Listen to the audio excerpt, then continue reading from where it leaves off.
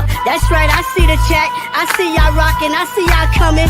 Hit that like button as you enter the building, you know what I'm saying? Hit that like button, show your love, show your support, you know what I'm saying? This that dope soul, this that new thing. Nobody don't know about it. Hello, Knick family. Welcome to the recap and reaction show. Going real early today. Part of it is because I have a lot to say and didn't want to hold it until until 12:30, and I have something to do.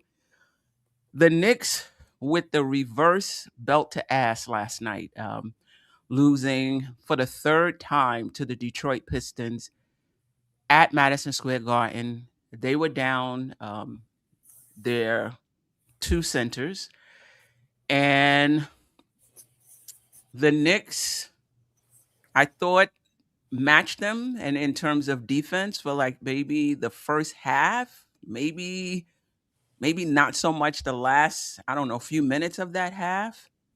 And then Detroit, um, Detroit pulled away. And, we'll talk about it during the show. I know a lot of Knick fans feel like Detroit has weaknesses, and they do, but so do the Knicks. And that, oh, let's just wait to the playoffs. We'll show them in the playoffs. And Detroit is legit. And in my opinion, at least right now, they are a better team than the New York Knicks. Really dialed into their game plan and their identity and how they like to play. We'll talk about it more. I'm going to leave some meat on the bone. Cade Cunningham was surgical last night, and we will talk about him.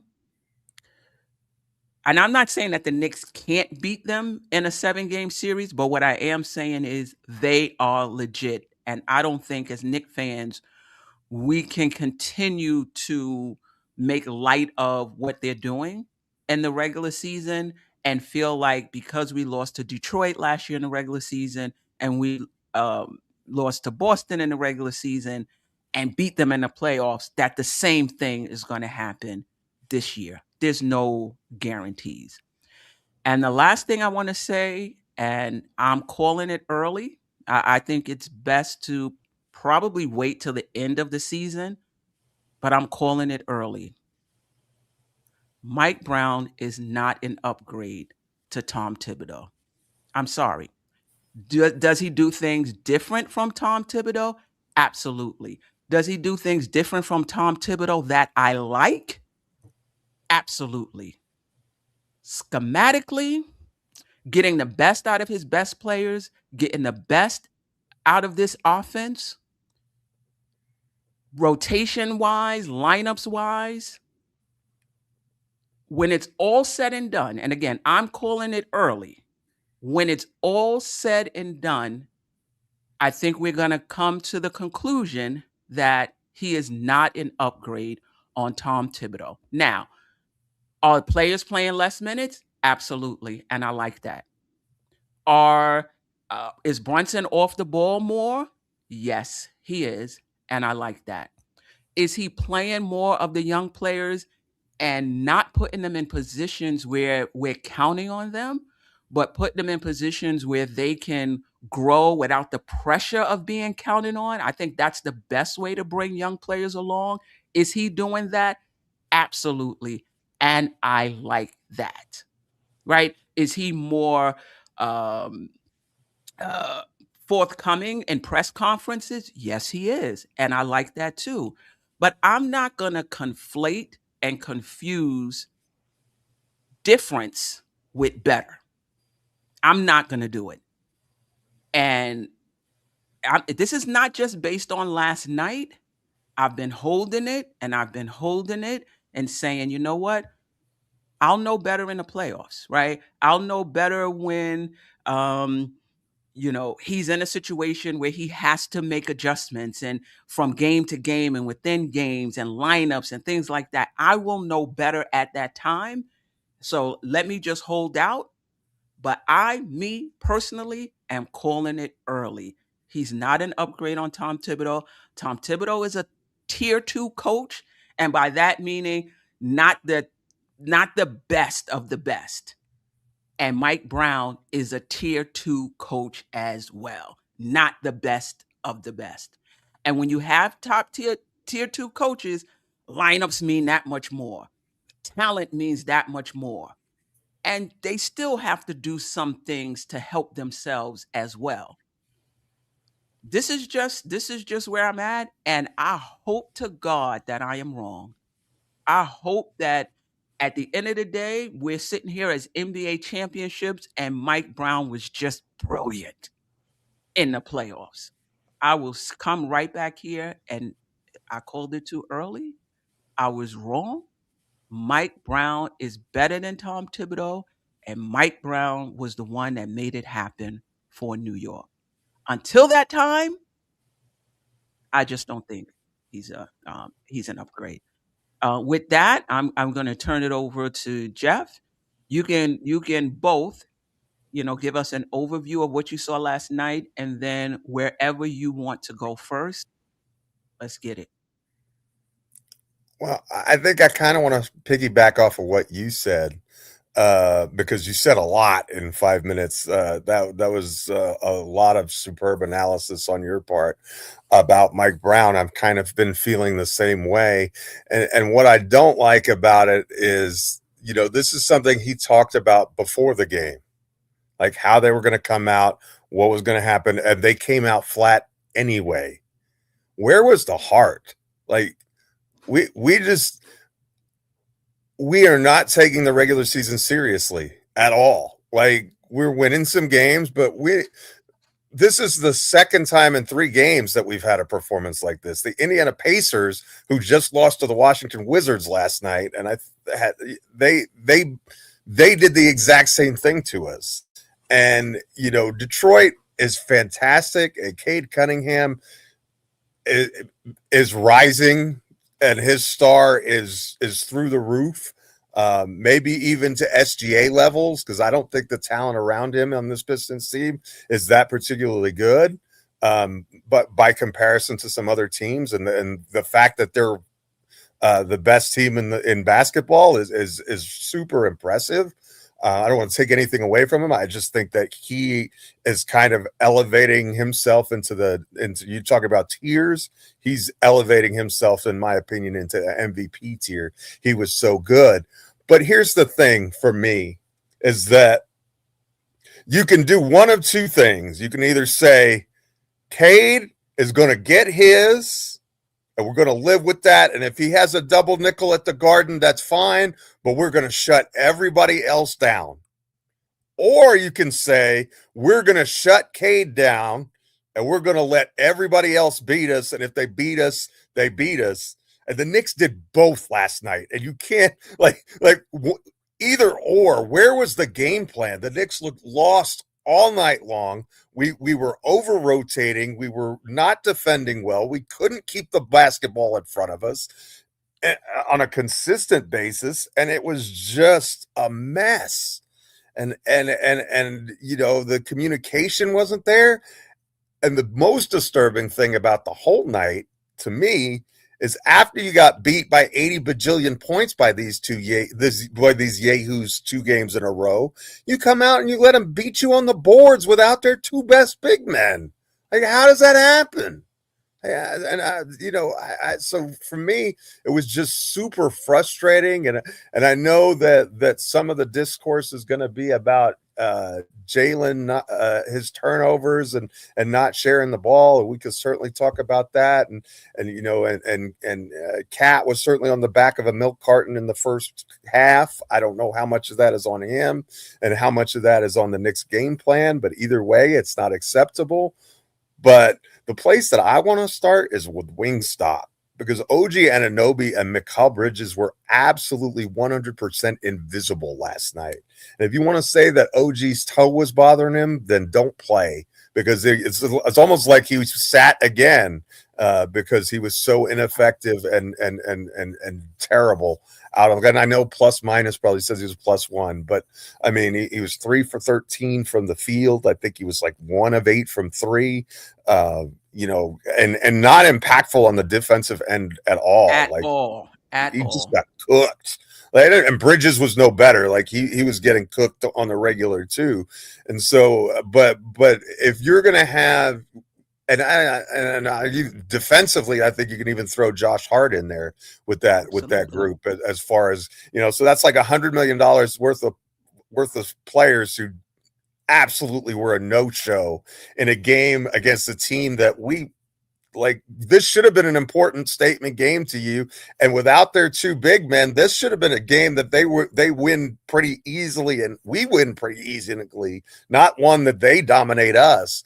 And so I don't know if they have to look in the mirror. I don't know if it's a personality thing. I don't know what it is, but this Knick team is a first round exit with the way that Bridges and OG played last night. We cannot sustain with those two having that kind of effort and being that poor on both sides of the court. Well, I'm going to piggyback off of your last point. And I've said this, I can't tell you how many times. The Knicks process is not good. And when you come up against good teams who can take things away, the sign of another good team is that you find a different way to be impactful and to win. Something that I thought the Knicks did earlier in the season. No more. So the Knicks are really good. Second chance points, offensive rebounds, second chance points, 3-point shooting. They took that away. The Knicks were 8 for 35 or 8 for 368, whatever it was. Some of that was Detroit, but some of it was the Knicks getting open shots and missing them. So it was, it was both. So you're not, can you tell me what the points in the paint was? Did the Knicks at least win points? And now Detroit I think it was really even. good at points. I think it was even. Okay, so they're going to take away what you do best, which is your 3-point shooting, and you're not taking away what they do best. You're matching them, which is not good enough if they're taking away what you do best. And on top of that, they're shooting better and hitting more threes, winning in an area of the game that's supposed to be your bread and butter. They're not a good 3-point shooting team efficiently. I think they got 39 points from 3-pointers. The Knicks got 24 or something like. I mean, that's the difference in the game, Queen, right there. We lost by 15 points. I mean, you just recap over. Like we still have a show, but I'm just that's it right there. Right. You hit it in a nutshell. They came out and they were better at what you're supposed to be better at. To your point, game.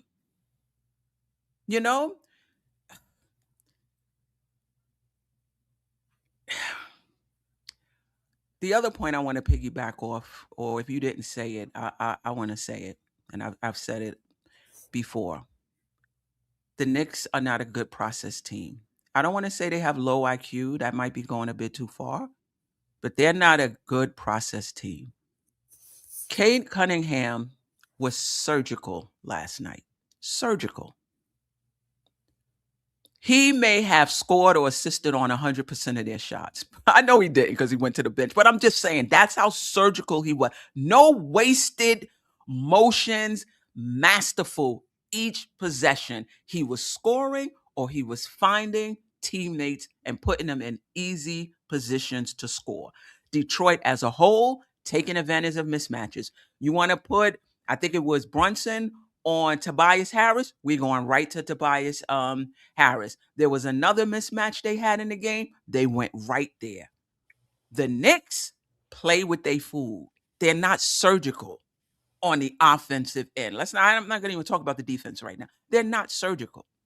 Some of that is the Knicks, and some of that is Mike Brown. Both centers are out. And so the game plan is just play the same way. Keep Karl-Anthony Towns at the top of the key. I got something for Cat, though. Don't think this is going to be a Cat love fest. It's not going to be. Two things can be true. Cat can be a hot mess, and the coach cannot be putting them in the best position to win. Both centers are out. Cat had, I don't know how many shots in the first half, maybe 2 or some 3 shots in the first half. 1 for 3, 2 points in the first half. So part of your game plan is not, we're going to go to Cat. You have no plays that can get Cat the ball on the box. We'll get to what Cat does when he gets it there. We'll get to that. No plays, no focus on making sure you feature Cat today. Let me tell you this, and this is another issue I'm having with Mike Brown. And I'm sure this is calculated.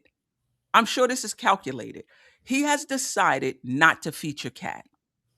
Maybe he calculated that the offense runs better when he's not featured. Maybe he feels like OG and Mikal Bridges get more opportunities. The guards get more opportunities if he's not featured.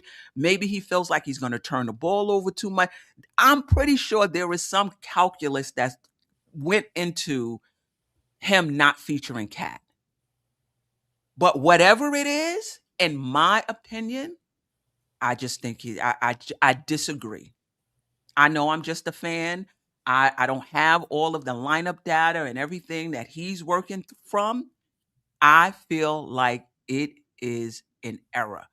Because if part of your calculus was that you're going to count on Mikal Bridges and OG Anunoby to step up in the playoffs, when the defense is as tight and everything is ramped up and the lights are brighter, if that was part of your calculus, I'm not with you on that. In the playoffs, you need players that, even though they're at the top of the game plan, they're going to still come through for you. And OG and Bridges ain't it. So whatever went into his decision, I disagree. I disagree with it. Cat, even if that is his decision, should have been featured last night at least. Second thing, Cat, when he does get going, he gets sloppy. When he does get going, now he wants to drive from the top of the key and put it behind his back. Like, relax. All right, you hit a few good shots. You getting it going. Focus in. Focus in. So now he has an advantage on Reed. Your advantage on Reed is not at the perimeter trying to drive past him. And he came up with an incredible block. Right? That's not your advantage on Reed. Your advantage on Reed is in the post, not even backing him down Shaq-like. Just turning around and shooting over the top. So I feel like Cat does too much and not enough at the same time. He's just not smart enough when he does get going. You know, I got a small person on me. I'm taking them down low. Whisper to the point guard. Hit me down low. Whatever play they got, we run in 2F the next time. I got a small on me. And then he gets it down there, shoot over the top. I got a big on me. They put the center on me. Now I'm going to drive. Like, he's just not there in terms of this year. Last year, I thought he was much better at this.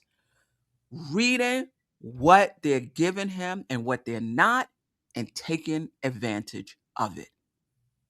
He was not good last night, but neither was Mike Brown as far as featuring him. Because if he featured him, then you could say this is all on Cat.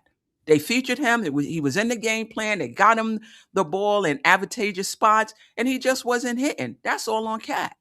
Both were true last night. Both the game plan, in my opinion, and Cat were hot messes last night. Sorry, Geoff. I'm coming in a little hot today. No, me too. I actually 100% agree with you. The only thing I will add to that is I thought he did play well in the third quarter. Like in that stretch, we were down 12 to start. It's after Detroit scored to start the third quarter, and then he almost went on a personal run to cut it back with a 2.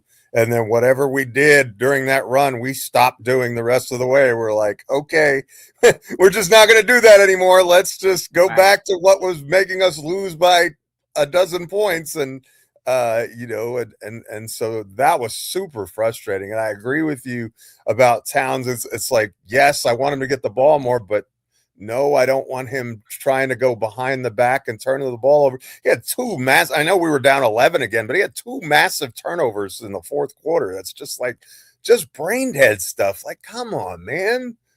But again, they had Paul Reed and what Tolu Smith, like I think that guy spawned in for the game. I didn't even know that he existed until then. Like what is going on here? And those two guys thoroughly outplayed Mitchell Robinson and Karl Anthony Towns, and that can't happen. And Robinson was absolutely invisible. Like as bad as Towns was the best center we had by a long shot last night. I thought Robinson didn't do a blasted thing in his time on the court. I mean, I guess he had a few points, but in terms of being a rim protector, a deterrent, force on the glass, he was none of those things. And Detroit did an outstanding job blocking out all night long, but particularly on him, and didn't and did it with one guy. It's not like they had to gang rebound like gang box out like some teams have to do because they can't stay in front of him. They had him locked up, and he was non-existent too. And that's really, our bench was awful and their bench was fantastic. If you really look at the game, they got fantastic contributions from everyone off their bench, and we didn't get. I mean, I think our best bench player was probably Landry Shamet, and I know he hit some shots in the fourth quarter, but I felt that was garbage time. I thought when the game was in the balance, Shamet didn't play well. I mean, he was part of the reason we were 1 for 17. That's not an exaggeration. We shot 6% from three in the first half. You don't win ball games like that, especially when you're giving up 50, 40, 80 on the other side. And so here's the thing to me. Detroit is a super physical team.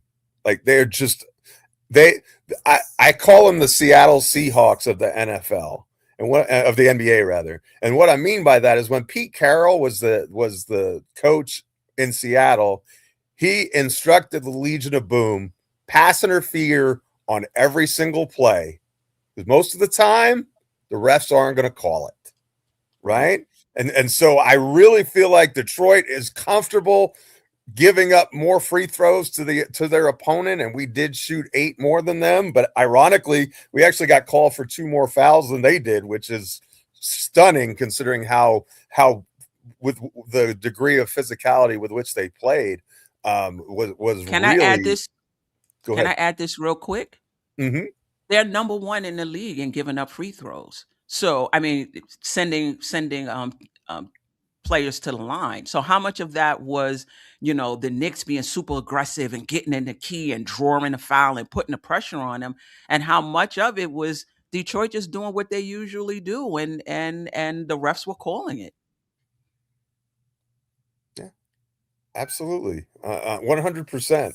And so the Knicks have to find a way to deal with this physicality because teams not everybody can do what Detroit does because they have a unique brand, but we have to figure out how to respond when teams get physical with us, and because that's what playoff basketball is, and right now we look mentally weak as a team, in my opinion. Like we don't have that. Like I saw it during that 2-9 stretch to start the calendar year. I saw it against Indiana, and it reared its ugly head against Detroit again last night. We just have these stretches where we're not mentally tough, we're not focused, and I think we take on the personality of our coach, to be honest with you, because I'll tell you what frustrated me most about Mike Brown, above all else, and I thought the game plan was awful because he had a week to prepare, and he made no adjustments. He in fact, and if he did make adjustments, they all ended up going in the opposite direction. And then at the end of the game, he's smiling like a butcher's dog, like palling up with Bickerstaff. Get out of here with that mess. You just got whipped by the number 1 seed in the conference by 25 points, and you're laughing and joking. Like, no. I don't care. Handshake the guy, show some good sportsmanship, but don't be happy that you got a whipping. Like, and I think this team takes on that personality. I think they're okay with it. It's like, it's just 1 of 82. But look, the Cleveland Cavaliers are now tied with us for the 3rd spot. We lost another game in the standings to the Celtics. You mess around and you're going to find out you're going to be in the 5th, 6th position, and then you're going to be on the road in the first round of the playoffs. And we haven't fared well on the road this year, and so every game is important, and this laissez-faire attitude to the season and some of these games, look, you can't give away opportunities like that. It's not every day you get to play a Pistons team that's that shorthanded in the front court. And to have it where Paul Reed literally neutralized Towns in every way. He was 7 of 9 from the field. He had 18 points compared to 21. The rebounding numbers were about the same. I mean, that can't happen. Four stocks, 3 blocks and a steal. Yeah. And so, and Paul Reed is a journeyman. He's not a terrible player. Like, he would be legitimately the backup 5 for probably half the teams in the league. I honestly believe that. Like, I'm not saying but you're an all-star, cat. Like, I mean, and the guy's 6'9". You literally have, like, he's a dwarf next to you, and it was just super frustrating. And it was really funny because, in all honesty, if it wasn't for Tobias Harris, this game would have been even worse. Because did you know that outside of Tobias Harris, who went 4 for 16 from the field, the Pistons as a team shot 57% from the field outside of his 4 for 16? That's crazy. And I think it was even really good from 3. And I think they were 12 of 23 from 3-point range without Harris too. So Harris' ineptitude on the offensive end was about the only saving grace the Knicks had defensively the entire night. And I should say it's from the middle of the second quarter on, because they actually were playing decent defense up till probably 6 minutes to go. As you said rightly, about 6 minutes to go in the second quarter is kind of when they let go of the rope defensively. For whatever reason, I don't know. It just kind of felt like they got punched in the mouth, and they're like, okay, well, we're going to stay down. And then fake comeback time in the fourth quarter with, 6 minutes left or whatever. Oh, now you're going to play? Like, where was that intensity to begin with? Like, if they had played like that the entire time, I think they're fine. But, it's just super frustrating. And I think it was a 13-point game, and Detroit, it was like with 6 minutes left, you get a stop, but you don't get the rebound. They get the offensive rebound. They kick it out. Cade misses again, gets the rebound again, and then he hits that step back over Sohan, which I'm not even going to kill Sohan for. Like, if those are the shots that you're forcing Cunningham into and he makes them, you tip your cap. What you don't want to do is let him in the paint, which, he had a good block at the end of the third quarter, and you can kind of see why he's a nice piece that the Knicks wanted to add. But, we can't depend on Alvarado and Sohan to be like, those are role players. It has to come from inside within our core 8. Our top guys have to come, bring the energy, the lunch pail, the hard hat every single night. You can't just let other teams just walk into your building and just ramrod you and dominate you like that. I get what you're saying about Alvarado and Sohan, but this is what happens with other teams. They get a push from their bench. They get a push from, a guy who comes in for spot duty. And so, no, we shouldn't be relying on them. But I thought last night Mike Brown should have went to Sohan a little sooner. Now, I get it. He may not be up to speed in terms of what we're trying to do offensively. And he did look like he didn't really know what to do on the offensive end. And that may have been why he didn't get a lot of time.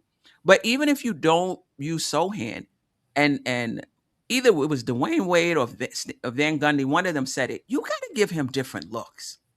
The look can't be a steady diet of OG Anunoby with the missing toe. Like, that can't be the game. And then once he's cutting them up, and OG Anunoby is one of our most physical defenders. He looked like a straw man against Cade Cunningham. Just really bumped him and was able to get his space. Alvarado saw a possession on him, who's really small and pesky. But Cade missed the shot. Maybe it was luck. Shamet was on him for possession, probably on the switch. Cade missed the shot. Again, maybe it was, maybe it was luck. But you got to show him different looks in terms of personnel and different looks in terms of schematics. And to your point, maybe they were saying, we're not gonna do anything different on Cade. We're just gonna shut everybody else down. But you didn't do that. So it was hard anybody else down. So it was hard for me to figure out what's the game plan on Cade. Just let him rock, shut down everybody else. Well, if that's not the game plan, then you need to show him different looks. And even if it was the game plan, it's not working. What's the adjustment right now? The other thing I would want to say is a team can look bad and look like they're not trying if there's breakdowns like if there's breakdowns on the defensive end. That could take a lot out of you emotionally, but it can also look like you're not trying. I just want to put up Nick Nation's point. Appreciate you rocking with us as always, part of the fam, the collective. We cannot guard the pick and roll. We cannot slow players down on coming off screens from getting downhill. Our defensive principles are trash, and part of that is Karl-Anthony Towns. And this is another thing I talked about Karl-Anthony Towns Cade being surgical and putting on a master class. Detroit also, they had a game plan, and you could see what that game plan was, and they executed it. And part of it was, we're going to put Karl-Anthony Towns in pick and rolls, and we're going to get whatever the hell we want. And they did. The other key to them is they have somebody that can make it difficult for Brunson, even though Brunson was efficient last night. He did have 6 turnovers, but Cade had 5, right? So I thought Brunson was efficient. I did not think Brunson was aggressive enough, in my opinion. I think that whatever that game was 2 games ago, where he took a lot of shots in the third and fourth quarter and people was complaining or whatever, I don't know. I feel like he's been just more playing within the flow of the offense. If it comes to me, it comes. If it doesn't, it doesn't. I might take a shot or 2 out of the offense, but no big deal. That's how I felt about Brunson. But the point is, they have somebody that can make it difficult for Brunson. They have personnel that can take the other players out of the game. Took OG out of the game. Part of it could have been also he was hurt. Bridges out of the game. Hart this took them out of the game. We have nobody that can make things difficult for Cade Cunningham. He's the head of the snake. Everything goes through him. We have nothing for Cade. And that's going to be, if we do meet them in the playoffs, that's going to be different. If you can't stop Cade Cunningham and they can limit your best players, it's going to be a tough series. A couple things that I think that one of the differences is that they can play Jalen Brunson one-on-one.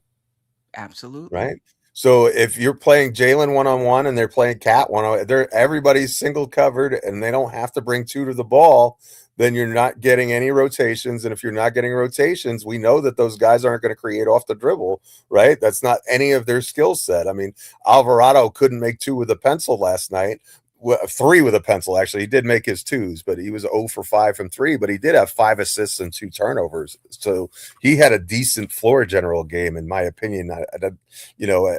Defensively, I just think he's too small and too unathletic versus that team. I don't think that's a good matchup for him specifically, but and that's probably why he was minus 12 or minus 13, whatever he was last night. But they don't have to double team anyone. They just play it straight up, and credit to Amen Thompson. Yeah, Thompson gets cooked sometimes, and credit to Brunson. He was 12 of 20. He was very efficient last night, and he's, as you said, he had the turnovers. But I think if the Knicks could make shots, he'd have had 13 assists too, right? Like I honestly believe that. But I will say this: a couple of his turnovers were super costly because they led to easy fast break baskets the other way. But I thought on one it was because Towns didn't come meet the ball on the pass, and he just kind of stood there and waited for it, and the Detroit player came and met the pass instead and was off to the races. And so but and the thing is, Cade Cunningham is a high turnover player. Jalen Brunson is not, right? And I think that's an important distinction. Like, that's a lot of turnovers for him. That Cade Cunningham. But a turnover is a turnover, Geoff. Yeah, a turnover is I mean, he still turned it over 5 times. Brunson turned it over 6 times as well. None of them should turn it over. What I'm saying is, we want to get on Brunson for turnovers, but for Cade, it's okay because he usually turns the ball over. They both turned the ball over at a high rate. But to your point, I don't, how many, the Knicks didn't turn the ball over a lot. I think they may have had 12 turnovers, right? 12 is correct. That sounds right. And yes. I think Detroit only had 10 points off of those turnovers, if I remember correctly. However, it seemed like to your point, every turnover the Knicks had was a basket. It reminded me of the Indiana series. They were costly turnovers each time. I know people want to complain about Brunson. I don't have much complaints about Brunson other than the 6 turnovers. 7 rebounds. That's out of character for him. That's all I was pointing out. Okay. Was saying that was my only point, was saying that Cade does it more frequently as a general rule. In other words, excuse me, 6 turnover game for Jalen Brunson is highly out of character. A 5 turnover game for Cade Cunningham is not necessarily. I mean, it is probably a little bit high, but we're used to like 1 or 2 turnovers from Jalen. He really is excellent at protecting the ball. So for him to have that many was really a lot, but he didn't have much help last night. I mean, and he's trying to pass. This is what happened. No, let me stop. Like, this is what happened when you try to pass. You turn the ball over. Just keep the ball. Just play, Knick family. Don't come at me. Yeah. So, the little bit of time, maybe there's hope. Maybe there's hope defensively with Cade, with Sohan. I thought he only had 4 or 5 possessions on him. I thought they were decent. Possessions. Who knows, if he had more possessions, if it would have made a difference. But he's not going to play that many, in this game. I even if he got regular rotation minutes, I don't know if we would have still needed OG Anunoby and the rest of them, because I just don't think Sohan would have played that many minutes on on Cade Cunningham, right? He wouldn't have played, that much. So one thing that they did, which is kind of a switch from some of the strategies that they've had previously, at least it is in my mind, maybe you remember this better than I do. Usually they hunt Brunson, but actually they were hunting Mikal last night. Yes, like they were letting Brunson stay off ball, and they were using the screen and roll to attack Bridges, because Bridges doesn't like the physicality that Cunningham presents. And for some reason, when Cunningham pushes and arm bars, it's okay.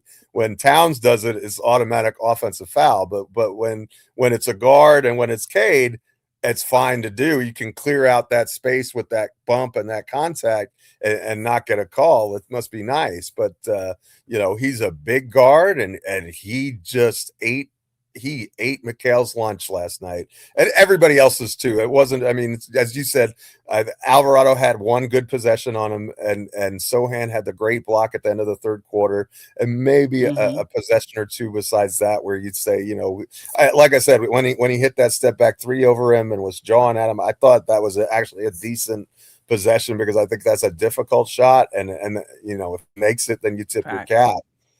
But you can't have Cade shooting 5 of 11 from 3 on you. Like, that's the area of his game that's not like that's an outstanding. If he's going to shoot over 40% from beyond the arc, plus do all the other things and the 13 assists, and that's the thing. The Knicks tried to blitz him a lot early on, and it was a disaster because he's so tall. He just passes over the top, and so and he's really good decision maker, surgical, as you said, really. And so that if that was the game plan, it was seriously ineffective every time that they tried it, just trying to get the ball out of his hands. So I think they would have been much better off staying home. I don't think he would have had 100, but you know. But was his shots open? I thought Cade hit some shots that he doesn't usually hit. Like this Oh yeah, wasn't he hit like, some really difficult shots. I agree with I that. mean, even the 3-pointers, he would come down and mix it up a little bit and pull up. Like, what are you doing with that? Like Well, those 3-point shots weren't like they passed it around and it came to him and he was wide open and he created those 3-point shots. If Cade Cunningham is gonna be 5 of 11 from three, it's a wrap. If he's going to be a above average 3-point shooter, he's the MVP of the league. even if he's not, he may be the MVP of the league. Well, when it comes to the Knicks, he always shoot. They said he shoots 33% from the field from three. And that includes the first 2 games against the Knicks when he shot 80%, it seemed like. So he's a under average 3-point shooter until he meets the Knicks. And I don't think this is the Knicks just giving him open 3-point shots. He's more focused and he turns it up against the Knicks. And the Knicks don't have a turn up. And the Doesn't funny seem thing, like it. or the Knicks are a turn up. That's the problem. But to your point, though, I think there was one possession where Brunson was on him in the paint, and Brunson actually defended him quite well, and it forced him into a tough contested jumper from maybe foul line, maybe a little closer. Ball rattled in. I mean, it was a good defensive possession. He just made a really good shot, but sometimes great players, and that's the thing that I've always. One of the things you taught me about this game early on when I first started on the program, you said when the elite players are on their game, it doesn't matter how you defend them. Like when they're, and that goes for Jalen Brunson too. When they are on their game, and Cade was on his game last night, there was no scheme on earth that was going to stop him. There just was not, because he's just, when you're a superstar, a megastar, and he is he is the prince that was promised. It took him a while to get here, but he's arrived, and that team is a serious problem. And kudos to him, and he deserves it. I mean, but I remember watching him at Oklahoma State, and everybody said this kid's going to be, and then I think it took a while for the team to build up around him, and it also took a while for him to kind of ascend, because the point guard role is a difficult position to play. Even for someone as talented as he is, and so he's in full swing now. He's and he's barely entering his prime, which is crazy. So he's going to be a problem. He is going to be a problem. This is what I will say. Let me see. To somebody said real point guard versus play point. I'm not going to even put that out. I just think it's disrespectful. But I will say this: Jalen Brunson is not Cade Cunningham, and Cade Cunningham is not Jalen Brunson. Jalen Brunson doesn't have to be Cade Cunningham, but Jalen Brunson does have to improve his decision making. And I think that's what it comes down to.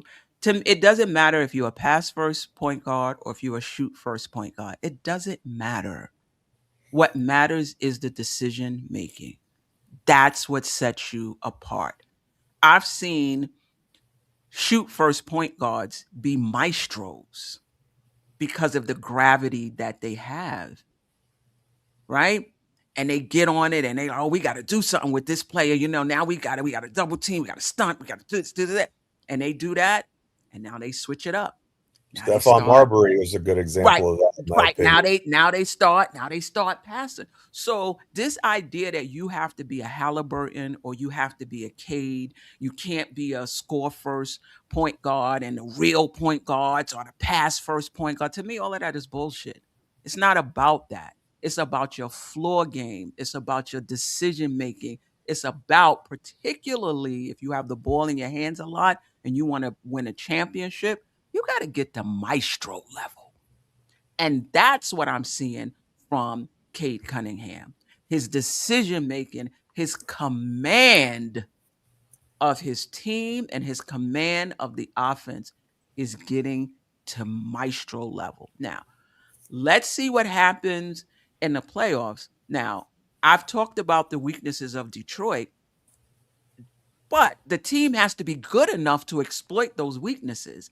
And to this point, the Knicks haven't shown that they're good enough to exploit the weaknesses of Detroit. The lack of a secondary ball handler, poor shooting, because they shoot very well. Like, that's not a weakness when they play the Knicks. They shoot very well. But they have some weaknesses in the playoffs. I'm just not so sure the Knicks are the team that can exploit those weaknesses. But my main point is JB doesn't have to be Cade Cunningham.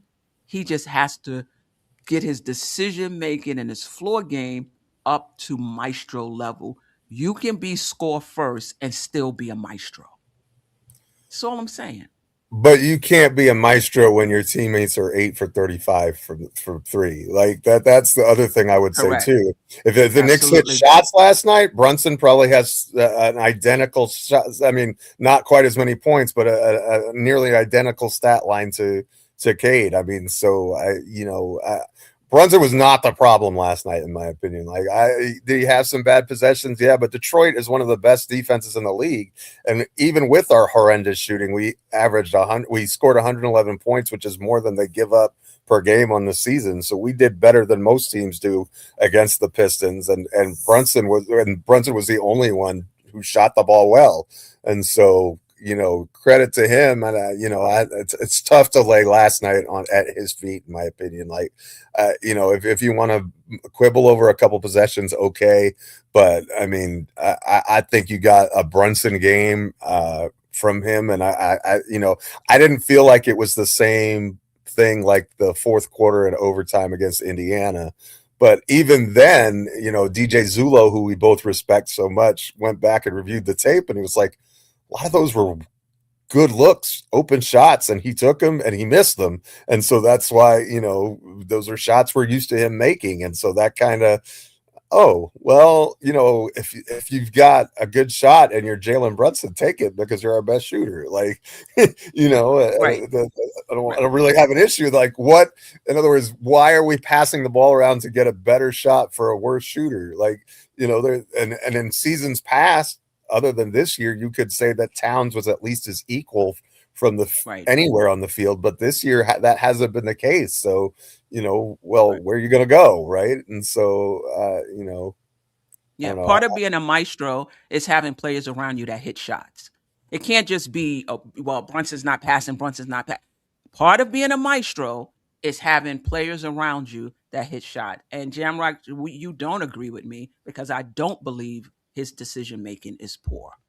So we do not agree on that point. Can he take it up a level? Yes. But part of being a maestro is that decision making, but also having players that hit shots so that you can't just look at assists. You got to look at potential assists. You got to look at passes off of drives. You got to look at other stats than assists. It takes two people for an assist. You got to hit the shots. And the players around Brunson last night did not hit shots, period. They did not.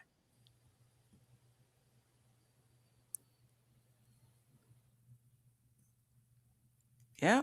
Jose. What is that? No, this one. Jose Giz NYC. Detroit hit shots yesterday. That's it. Well, I mean, I think it's a little more than that. Part of it is that the Knicks didn't offer a lot of resistance either. Go ahead, Geoff.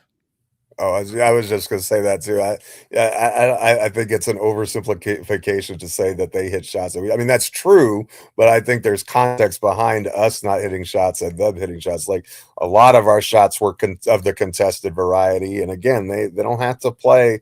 They don't have to double team Jalen Brunson. They don't have to double team Towns. Even with their third string, they weren't going to double team Towns. Which, but Towns isn't a guy you're going to double until he's, maybe in the paint on the move, so you get somebody in front of him so he'll get called for the offensive foul, and nobody else on our team really does. It's kind of interesting. He would have been a disaster defensively, but it might have been a night where we could have used Jordan Clarkson offensively, and maybe in a lineup, put him around defenders like Sohan and some of our other better defenders and give him a shot to work a little bit. I don't know. I'm not saying that definitely would have worked, but it just seemed like a night where the Knicks struggled. I mean, I know we scored 111, but we struggled to get the shots that we wanted.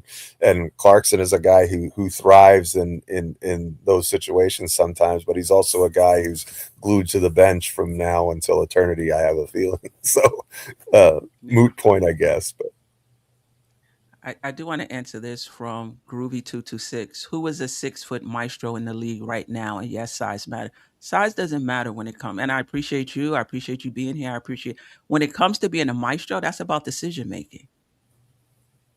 So you have to be a certain size to make good decisions. You have to be a certain size to raise your floor game. I don't get it. Am I missing something, Geoff? I don't know. I think the 6 foot thing is way overblown. Like the 6 foot didn't stop him from having an efficient night last night. Like the guys who are over 6 foot couldn't defend Cade Cunningham last night either. I mean, most of the time we had a 6'6" or 6'8" guy on him and we couldn't stop him. So like I agree with what you said. I think that was maybe the best point of the morning is that Cade Cunningham and Jalen Brunson are different players. They both affect the games in different ways. They both have different strengths to their game and different weaknesses to their game. And, Cade got the best of him last night. There's no doubt about that. But that doesn't mean that even that Brunson played poorly. I think JB had a decent game. So, to me, like I know we all want to make it about that because that's that's the big Monday morning quarterback kind of a story. But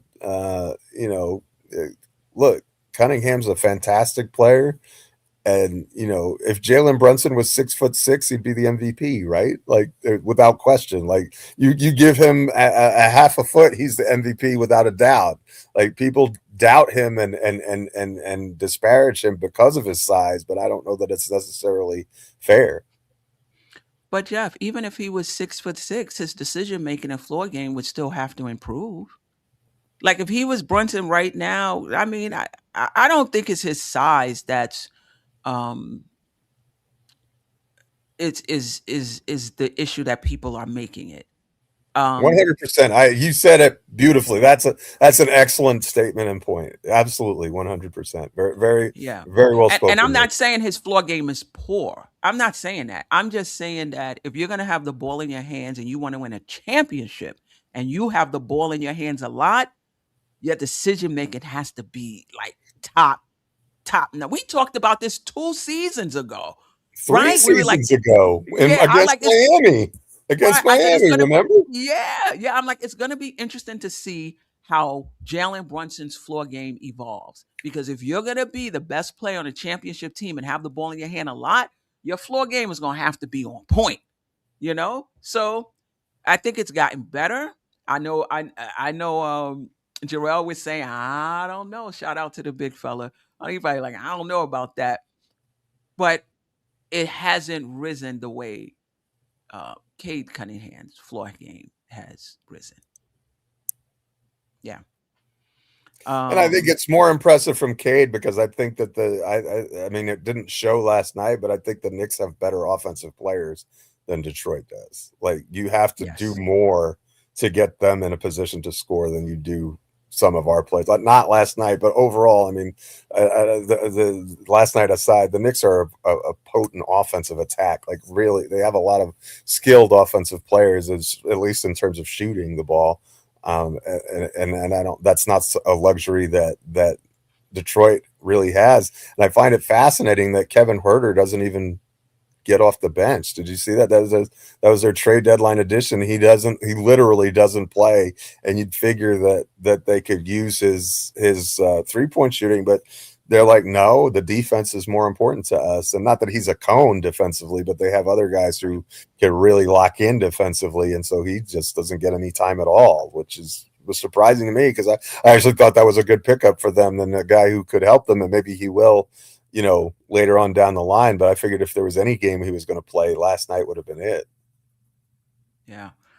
Some of the comments I'm not putting up because I have them starred so that when we get to the comment section, Geoff and I can talk about it. So don't be disheartened if you're not seeing your your comments. Some of them we're gonna talk about.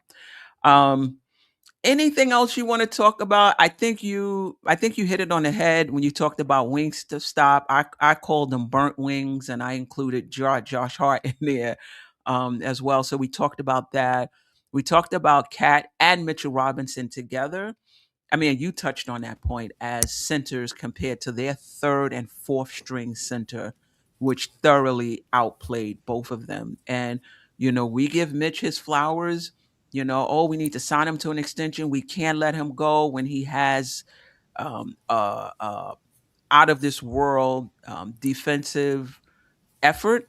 And I think we still have to call him out when he doesn't have an impact or much of an impact. And this was one of the games where Mitchell Robinson did not have much of an impact, and they were able to neutralize him with their third and fourth string And he center. does that You know, sometimes. That's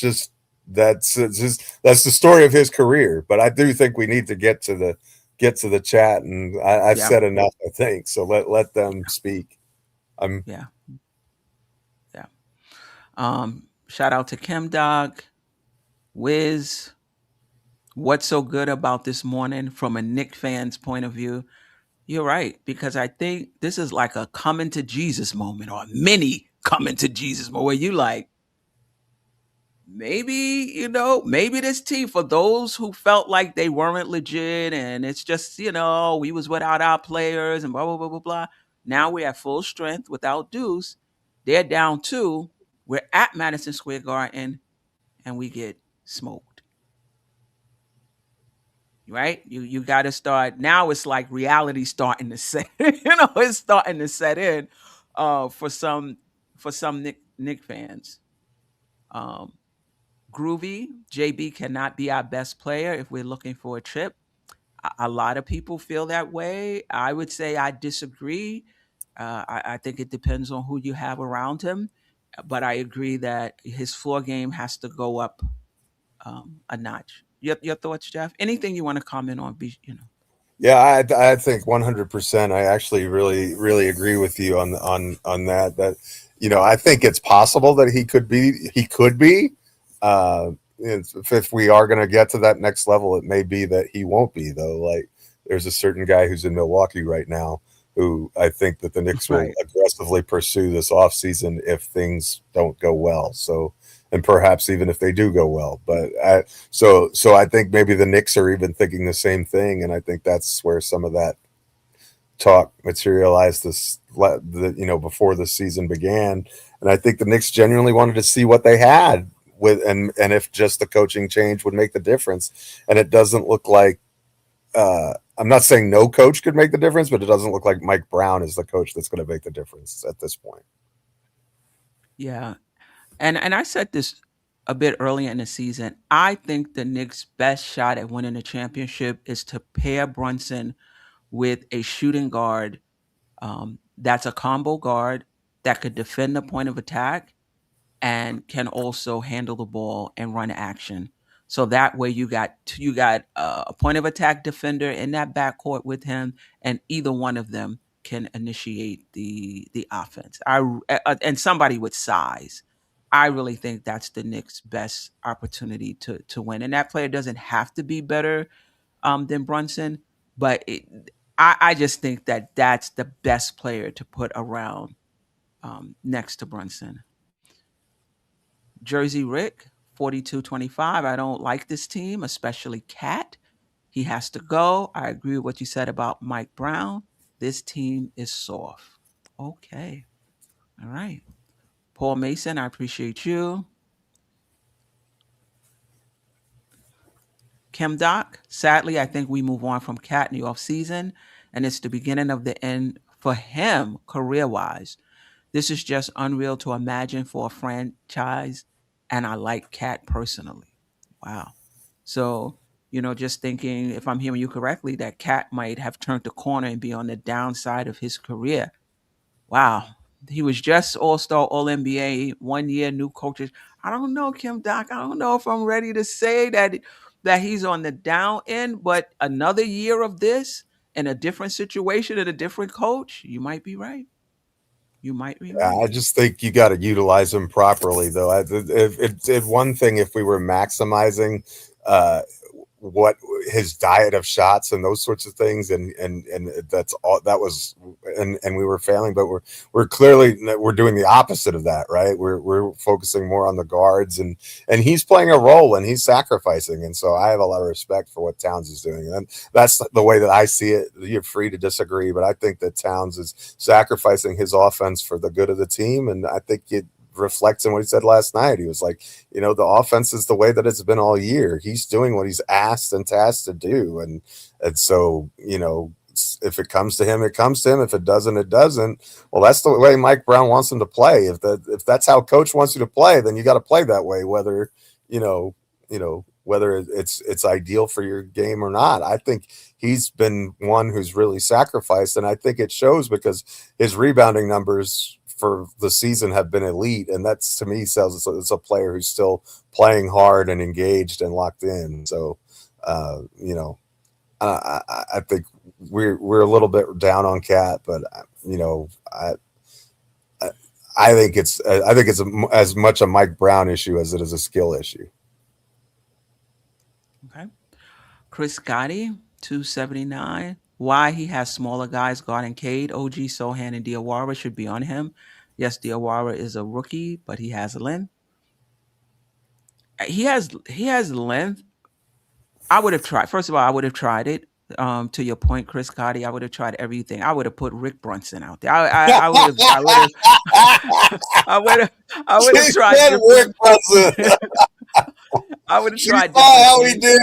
He won us that with Allen Houston and Cat and Brunson. He was right. The shooting stars. You're like, I'm ready to put him back out there. But Diawara is kind of light, and he does have the length. But Cade is physical, man. He's physical. Yeah. And but I would have tried it. Yeah, I would have tried.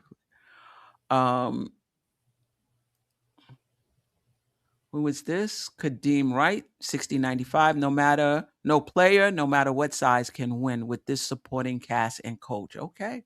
So a little down on the coach, a little down on the supporting players. Paul Mason, out-hustled, outplayed, and out-coached. We can't match their physicality, period. Not for an entire game. That's what it looks like. Not for an entire game. Then you got to find another way. Right? If you can't match their, you know what it reminds me of? It reminds me of the way that we were to Cleveland in the playoffs a couple of years ago, is the way Detroit acts toward us now. Like they just push us around and we just can't handle it. Kadeem Wright, Curry, Zeke, all went to the finals. Yeah, but Curry is special. Isaiah Thomas, that was back in the 80s. Like, there's always going to be an excuse until you get it done. I mean, I get it. I get it.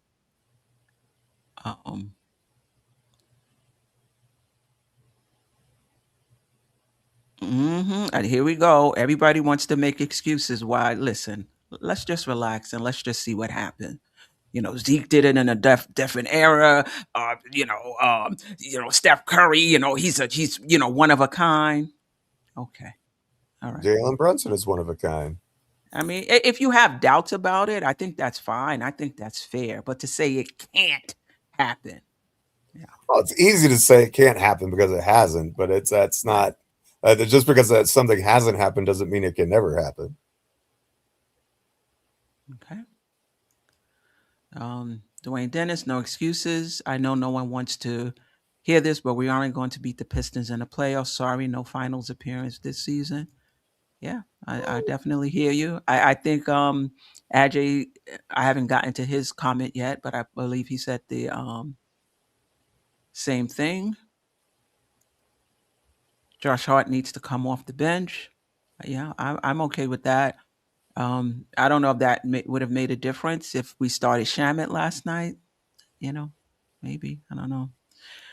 JJ, OJ couldn't buy a mate, got abused on defense, and had 0 rebounds. Wow. I didn't even notice that. Wow. I didn't notice that either. Would have been better staying home, letting that toe grow in a little bit more. Yeah. That toenail. Yeah. Yeah. Yeah. Family, do you think as a fan base, and just here on our show, I guess you can include other shows that you visit as well. Do you think that we are too down after losses and too giddy after wins or stretches of wins? Because I know like we'll have shows where we have a good stretch of wins and we're like, yo, the Knicks are going to the chip, we're deep, we this, that. Then we'll have a game like last night and we'll be like, yo, this team ain't it. I like to think that I'm taking the entire season into account with the ups and downs. But let me know if you think as a fan base that we're too up and down and we're not looking at the season as a whole.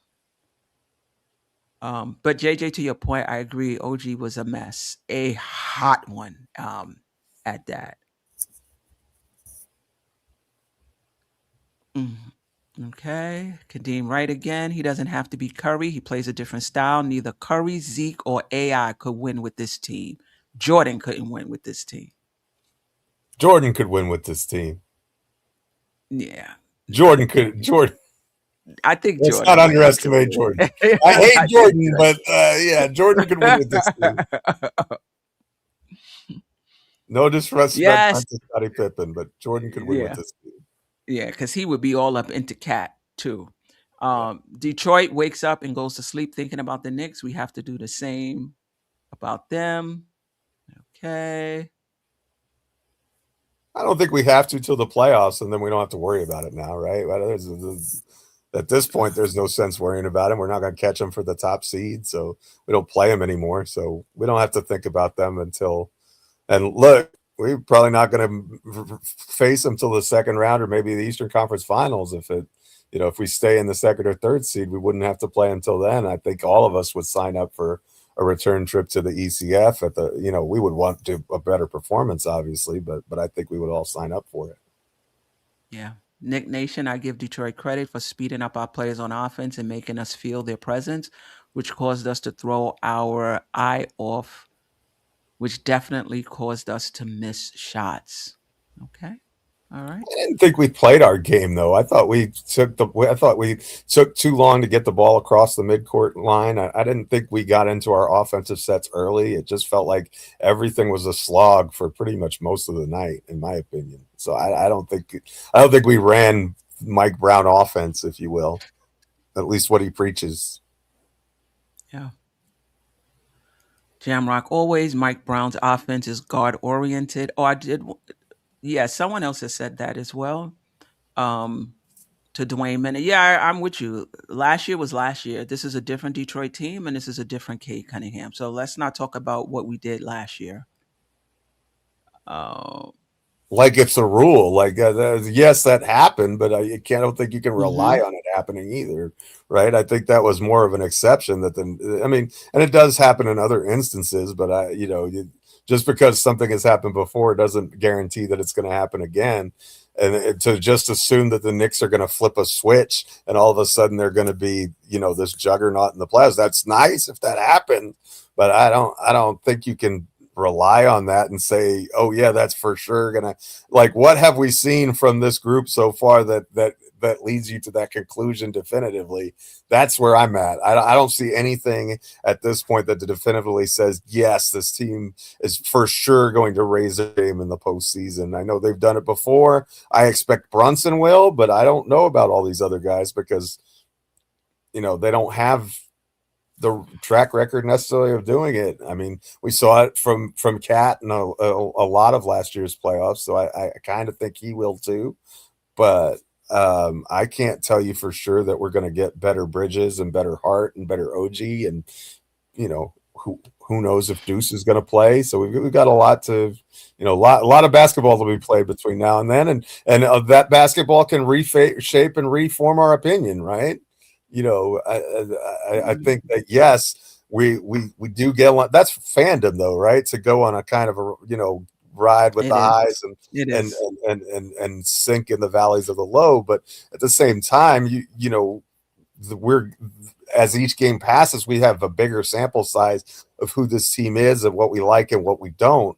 And so I think that just as you kind of made the call about Mike Brown, which I agree with, I think you're starting to see kind of who this team is, and it's not who we thought they were. They're not as good as we hoped they would be. Yeah. Yeah. Paul Mason, there's no way our number two $50 million player takes 2 shots in the first half. And Groovy226 says Cat makes 60 million. He should feature himself. He's not built like that. Okay. Okay. I hear you. East Blue Drew is destroyed. Listen, I was gonna say we're gonna be fine. I'm not gonna say that. I will say we as a fan base will go through this together, whatever it is. We shall endure. Yes, we shall endure. All right. Jose Giz NYC. Last year, Tibbs lost 3-1 against the Pistons. I'm not scared. However, the Knicks still have games to get it right. I mean, listen, you don't have to be scared, but be aware. Right? I mean, you don't have to be scared, but you need to be, aware and on point, you know? Okay. Son from Brooklyn 73, appreciate you. If this is your first time, welcome. If not, welcome back. Appreciate you. We always try to take some time to shout out the chat and get as many of your comments up. We'll do a few more and then we're out of here. Let's see.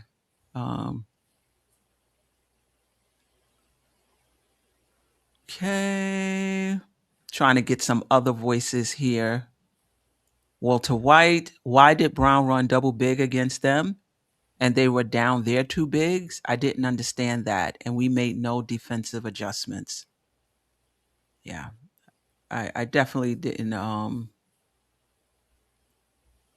yeah, as far as the defensive adjustments for sure. We need to explore on taking out Hart of the starting lineup. His energy will be better coming off the bench. We need better defense and size around Brunson. This is what we have moving forward. But who's the better? I'm fine if they want to bring Hart off the bench. But who's the better defense and size around Brunson that we have on the team right now? Good question. I mean, Shamit and Deuce, when he's back, would provide better defense, but they're not going to provide size. I guess Sohan would provide defense and size. Yeah, but now your offense is Dude, that's opening up a whole other can of worms, I get, but you're right. Yeah, But yeah. I'm just saying, if you want defense and size in the starting lineup, that's about the only avenue we have to get there right now, isn't it? Yeah. Wayne Peterson, I know people don't want to hear that, but it may be time for this front office to do a major pivot this offseason.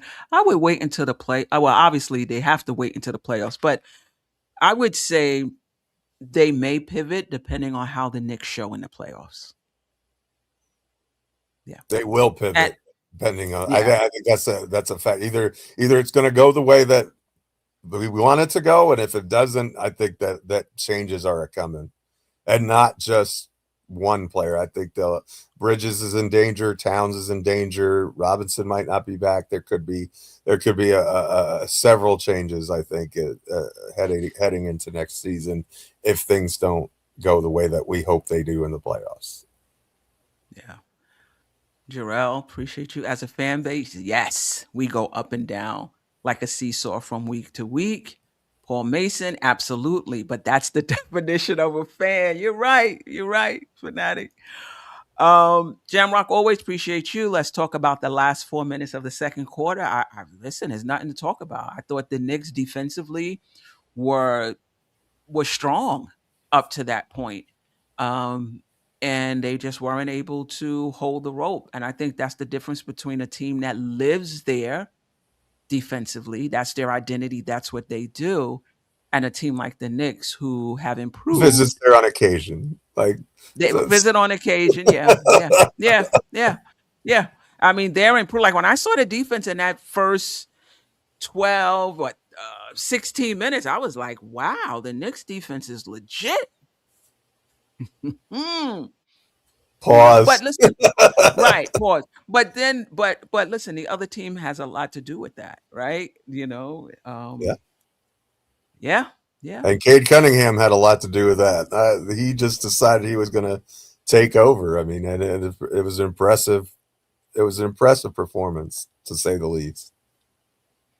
Um, calendar, a calendar '05. Josh needs to come out before a shooter. We need to deploy a true 5-out lineup. Listen, I think I'm over the 5-out lineup. One, because I'm not sure about that lineup defensively, whoever it is. And two, I don't think the Knicks process the game well enough to take full advantage of a 5-out lineup. They just don't. It's even with a 5-out lineup, when we've had those lineups out there, it still stalls. Um, when you come up against a really good team that starts taking away options. We're just and listen, if you guys disagree with me, let me know in the chat. Let me know the replay gang. If you feel like I'm overstating the Knicks process, their decision making on the offensive end, I just don't think they're surgical. Oh, they taking this away. We're gonna go here. They doing this. We're gonna, and maybe that's why Mike Brown hasn't been able to put all that he wants into the offense. Oh. Yeah, I hear you. We're not going to beat them with our defense. We're going to beat them on the offensive end. But last night we shot 8%, you know? Um, and I don't think it was because we didn't have a 5-out lineup that we lost that game last night. Do you, Geoff? No, I don't. And frankly, our 4-out does the same thing. Like, because Mitch has his gravity of his own, like when he's in the lineup. So, and our other iterations are kind of like a 4-out and one, and so a 4-and-1. So, to me, it replicates a lot of the same principles and themes anyway. So, yeah, I was really big into the 5-out part initially, but Me I'm too. kind of with you. It doesn't, the benefits that we reap on offense don't outweigh the liabilities that it presents defensively, and so you have to do something else. Yeah. Yeah. Charles Turner, where are you? Looking like summer. Yes, I'm in Ghana, West Africa. It is sunny here. Um, all right. We appreciate everybody joining us. The chat, you guys are always on fire. We do our best to include you and read your comments and consider what you have to say. Really, really appreciate you. Um, the replay gang, the silent listeners, you already know. Geoff, you already know. We'll be back. We play Saturday. So I know you won't be here Sunday. Um, Nick Nation, let me know if you're available um, Sunday, so we could post game. We could do a post game of the Houston game. Gonna Another be a tough opportunity one. to see whether. Yep. You talk about a Uh, team that does similar things defensively, like they have the other Thompson brother who's like the better right, Thompson right, brother. right, right, right, right, right, right, right. Wayne Peterson wants to know really quick before we get out the door, why wouldn't Sohan for Josh Hart be an upgrade? He does most of everything that Josh does and is big. I don't think he's as good a rebounder as Josh Hart, number one. And as much as we complain about Josh Hart shooting and how we don't have a lot He's of Curry space, next and to Sohan. how they're able to put their center on Josh Hart and therefore keep him, closer to the rim. It's even easier to do that with Sohan. I think that's the issue. I think Josh Hart, for all his faults, is a better player than Sohan right now overall. And Sohan is definitely a better defender than Josh Hart. That's fair and accurate assessment right there. I agree 100%. Thank you, Nick Let's Nation. go, Nick Nation. That's our guy right there. Yeah, for sure. Part of the fam.